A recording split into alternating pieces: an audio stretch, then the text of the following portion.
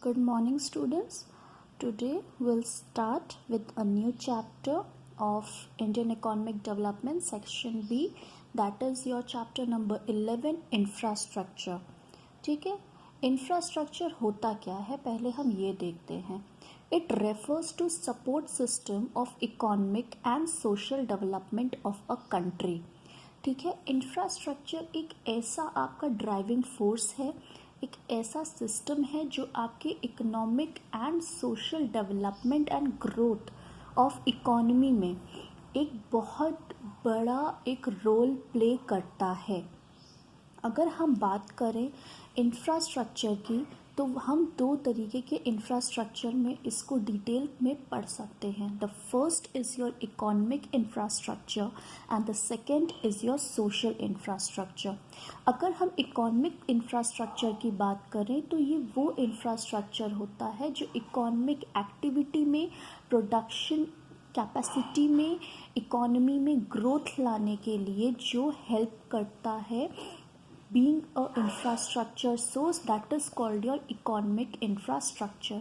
इसको हम अभी डिटेल में देखते हैं कि what is all about economic infrastructure, जो ग्रोथ एंड डेवलपमेंट में एक बहुत ज़्यादा बड़ा रोल प्ले करता है in an economy. When we are facing a underdeveloped economy, वहाँ से हम डेवलपिंग स्टेज में कैसे आते हैं.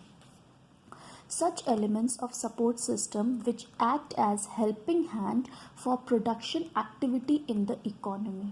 ठीक है, हमें जब भी पता है कि अगर इकोनॉमिक का ग्रोथ हमें चाहिए तो जो हमारा प्रोडक्शन कैपेसिटी है, प्रोडक्शन एक्टिविटी है, उसमें ग्रोथ आनी चाहिए, उसका एक्सपेंशन होना चाहिए. और जो भी एलिमेंट्स प्रोडक्शन एक्टिविटी में प्रोडक्शन को, कैपेसिटी को एनहांस करने में, बढ़ाने में एक सपोर्ट सिस्टम की तरह काम करते हैं, those are called your economic infrastructure. जैसे हम बात करें पावर की, communication, transport, irrigation, these all are your economic infrastructure. अब इनको हम डिटेल में हम पढ़ते हैं कि कैसे ये इकोनॉमिक इंफ्रास्ट्रक्चर हमारे जो इकोनॉमी है उसको ग्रोथ पे लेकर आता है. हमें ये पता है कि जब भी हम इकोनॉमी पढ़ते हैं, सेक्टर्स की हम बात करते हैं, तो सेक्टर्स हमारे पास बेसिकली 3 हैं. First is your primary sector, second is your secondary sector and third is your tertiary sector. Primary sector में क्या होता है? Primary sector involves your agricultural activity. Your secondary sector involves your industrial activities, and your tertiary sector involves the services that are being rendered. तो इन तीनों sectors में infrastructure कैसे एक helping hand बनता है, एक सपोर्ट सिस्टम की तरह काम करता है, वो हम पढ़ेंगे आगे. When we come to social infrastructure, such elements that adds to the social development of the country, that are called your social infrastructure. जैसे आपके मेडिकल इंस्टीट्यूशंस, इंश्योरेंस, स्कूल्स, ये सब क्या हैं? ये सब जो हैं एक आपको ह्यूमन डेवलपमेंट के लिए सोशल लेवल पे ये डेवलपमेंट करते हैं, and these are called your social infrastructure. Next we move on to infrastructure and development. ठीक है, इंफ्रास्ट्रक्चर कैसे डेवलपमेंट के साथ चलता है. First is your infrastructure promotes productivity. Infrastructure की वजह से कैसे हमारी प्रोडक्टिविटी इंक्रीज होती है. First we take the case of productivity in primary sector. ठीक है, अगर आप इमेजिन करिए, अगर सिर्फ रेनफॉल पे अगर फार्मर्स डिपेंड हो जाए तो क्या हम वो लेवल का प्रोडक्शन दे पाएंगे जितनी की हमारे मार्केट को डिमांड है, या क्या हम जो एक इकोनॉमिक लेवल पे ग्रोथ के लिए हमें जितना minimum level of production maintain करना है, क्या वो हम नेचुरल वे से वहाँ पर हम कंडक्ट कर सकते हैं.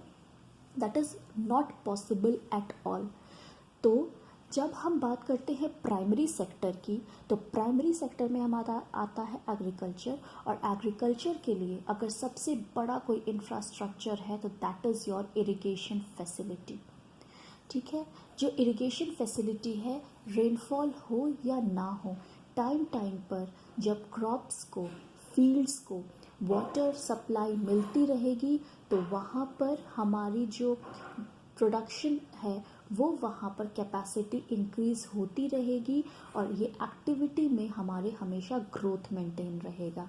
सो this way in primary sector infrastructure enhances the growth and development. ठीक है, next we move on to productivity in secondary sector. If we didn't have coal and petroleum and had to depend on solar and wind energy, then we would not see growth in industrial production. अगर हम secondary sector की बात करें तो हम secondary sector में हम क्या बताते हैं, हम इंडस्ट्रीज़ की बात करते हैं। और अगर हमें इंडस्ट्रीज़ का ग्रोथ चाहिए, इंडस्ट्रीज़ अपने फुल कैपेसिटी पर प्रोडक्शन करे, तो हमें वहाँ पर एक आर्टिफिशियल सोर्सिंग देनी पड़ेगी, क्योंकि अगर हम डिपेंड करें सोलर एनर्जी पे, विंड एनर्जी पे, तो हम इतना ज़्यादा ग्रोथ नहीं अचीव कर सकते। Like before the technology was enhanced, electricity जो ओल्ड स्कूल्स मेथड थे, जो आपने साइंस में भी पढ़ा होगा, इलेक्ट्रिसिटी जनरेशन कैसे स्टार्टिंग में उसको इन्हांस किया गया था या उसको इंट्रोड्यूस किया गया था, by the wind energy, right. Wind energy से हम वहाँ से इलेक्ट्रिसिटी प्रोड्यूस करते थे। बट अब अगर हम अपने बड़े बड़े इंडस्ट्रीज़ के लिए उस ओल्ड स्कूल मेथड को अगर हम अडॉप्ट करेंगे, तो हम कहीं से भी जो इंडस्ट्रीज़ की कैपेसिटी है उसको पूरा नहीं कर सकते। सो इस तरीके से कोल, पेट्रोलियम, ये जो एलिमेंट्स हैं, ये एक इंफ्रास्ट्रक्चर एक्ट करते हैं for the growth of industrial activity which enhances the growth and development of the economy.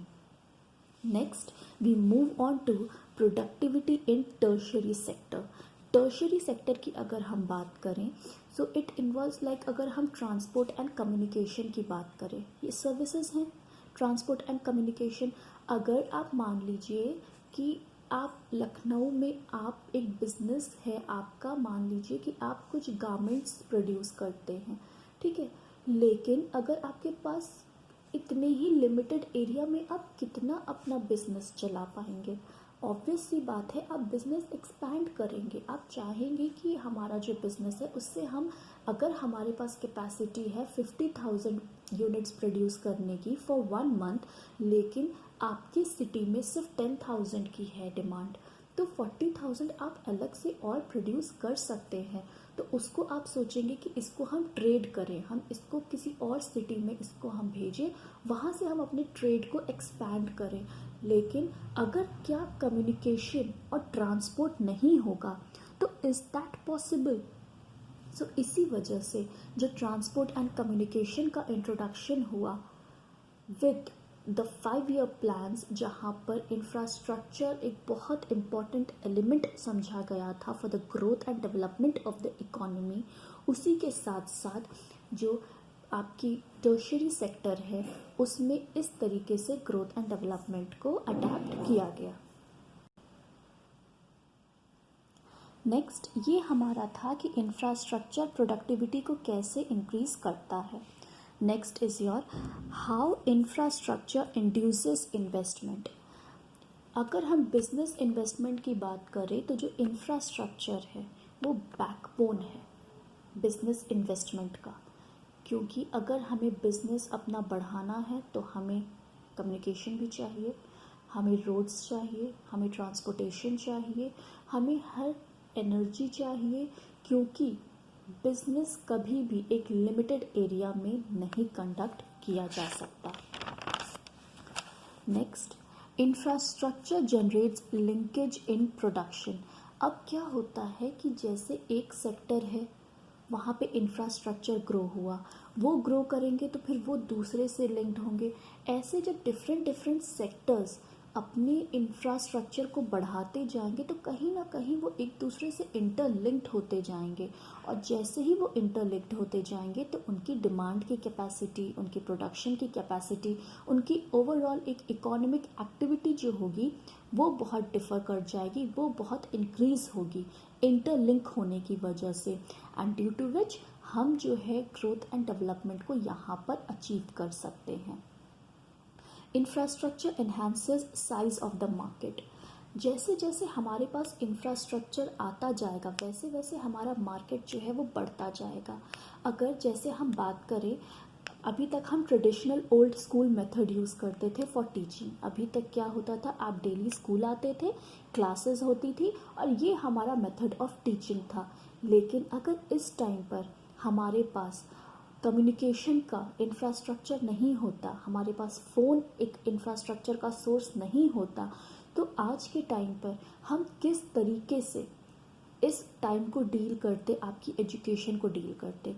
आज अगर हमारे पास मीन्स ऑफ कम्युनिकेशन नहीं होता, टेलीविजन्स नहीं होते, रेडियोज़ नहीं होते, सो कोरोना के जो इतने केसेस आए ये हमें कैसे पता चलते। सो दिस इज़ अ वे कि जो साइज़ ऑफ मार्केट है वो भी इंफ्रास्ट्रक्चर से बहुत ज़्यादा अफेक्ट होता है। इंफ्रास्ट्रक्चर जैसे जैसे आपका बढ़ेगा वैसे वैसे आपका मार्केट बढ़ता जाता है। किसे पता था कि जब फ़ोन लॉन्च होगा तो वो इतना ज़्यादा एक्सपैंड होगा कि वो हर एक इंसान की एक ज़रूरत बन जाएगा। सो दिस वे एक छोटा सा इंफ्रास्ट्रक्चर को लॉन्च किया जाता है जो कि धीरे धीरे मार्केट में को एक्सपैंड करता है और एक प्रॉफिटेबल इनकम वहाँ पे अर्न करता है। Next we move on to infrastructure enhances ability to work. यहाँ पे हम बात कर रहे हैं सोशल इंफ्रास्ट्रक्चर की। अगर हम सोशल इंफ्रास्ट्रक्चर की बात करें तो जैसे हमारे स्कूल्स हैं, स्कूल्स में क्या होता है, नॉलेज इज़ इम्पॉर्टेंट, आपको एजुकेशन दी जाती है जहाँ पे आपको काम करने के लिए सिखाया जाता है, आपको कैसे आगे डिसीजन मेकिंग लेनी है वो धीरे धीरे आपको इन्हांस किया जाता है through your education and through your skills. और जिसकी वजह से क्या होता है कि एक पर्टिकुलर पर्सन के अंदर the ability to work, to willingness की जो एक फीलिंग आती है वो आती है, और जिसकी वजह से उस पर्सन में स्कूल लाइफ से ही एक एफिशिएंसी जो होती है वो स्किल डेवलप हो जाती है। सो इंफ्रास्ट्रक्चर जो है वो ह्यूमन डेवलपमेंट में भी बहुत बड़ा रोल प्ले करता है जब हम बात करते हैं सोशल इंफ्रास्ट्रक्चर की। Our next point is infrastructure facilitates outsourcing. अब क्या हो रहा है कि जैसे जैसे हमारी कंट्री इतना ज़्यादा इंफ्रास्ट्रक्चर को बूस्टअप कर चुकी है तो अब जो फॉरेन कंट्रीज़ हैं वो भी यहाँ पे इन्वेस्टमेंट करने से नहीं पीछे हट रहे हैं, क्योंकि हमने सबसे पहले हमारी गवर्नमेंट ने 5 ईयर प्लान्स लॉन्च किए, जिसकी वजह से सबसे पहले हमने एग्रीकल्चर पे, फिर हमने इंडस्ट्रीज़ पे और उसके बाद हमने इंफ्रास्ट्रक्चर पे काम करना शुरू किया, जिसकी वजह से जो न्यू इकोनॉमिक पॉलिसी उसके बाद जो लॉन्च हुई 5 ईयर प्लान्स में, तो हमने इंफ्रास्ट्रक्चर के लिए एक पूरा 5 ईयर प्लान फोकस किया था। उसके बाद हमने न्यू इकोनॉमिक पॉलिसी जो लॉन्च की 1991 में, उसमें इंडस्ट्रियलाइजेशन पे बहुत ज़्यादा फोकस किया गया था, और उस इंडस्ट्रियलाइजेशन पे जब फोकस किया गया तो एक एक इंफ्रास्ट्रक्चर को बढ़ाने की वहाँ पर बात की गई। वहाँ पे development of each and every infrastructure was done which was helping in the development and in the process of industrialisation. और उसकी वजह से जो हमारा लेस डेवलप्ड कंट्री था न्यू इकोनॉमिक पॉलिसी के पहले, वो उसके बाद हमारी एक डेवलपिंग स्टेज पर आ गया, जिसकी वजह से we earned a prestige in the world economy, जिसकी वजह से जो फॉरेन इन्वेस्टर्स थे वो अब यहाँ पर हमारी कंट्री में इन्वेस्टमेंट स्टार्ट करने लगे। Slowly they started establishing their MNCs and also their call centers और द स्टडी सेंटर्स। उन्होंने अपने ब्रांचेस यहाँ पर ओपन करके या हमारे ही ब्रांचेस में खुद इन्वेस्ट करके यहाँ पर भी उन्होंने जो हमारे इंफ्रास्ट्रक्चर है उस पर काम करके ग्रोथ एंड डेवलपमेंट को यहाँ पर इम्प्रूव करवाया फॉरेन डायरेक्ट इन्वेस्टमेंट देकर। Next we come to infrastructure induces FDI, जो कि हमने बताया कि आपका जो इंफ्रास्ट्रक्चर है उसकी वजह से कैसे हमारा जो फॉरेन डायरेक्ट इन्वेस्टमेंट है उसमें इंक्रीज हो गया. So here we will conclude with the first topic of this chapter, that is your infrastructure and development. Tomorrow we'll start with the next topic of this chapter, that is what is the present state of infrastructure in India.